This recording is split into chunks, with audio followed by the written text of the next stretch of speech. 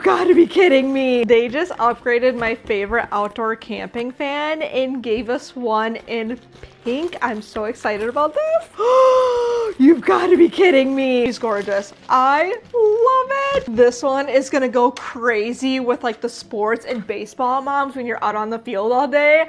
I'm obsessed with it. I already love these fans, but they came out with the pink.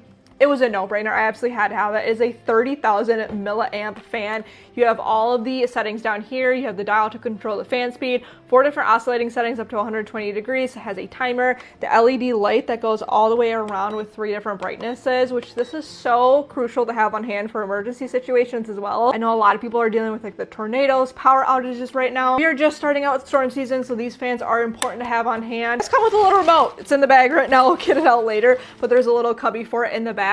But this actually also doubles as a power bank, which again is so important that you can charge your electronics. If you're stuck out on the field all day, having a beach day, stay nice and cool for this summer. Obviously get the pink color. It's so pretty. If you want to snag it up, it's gonna be down below.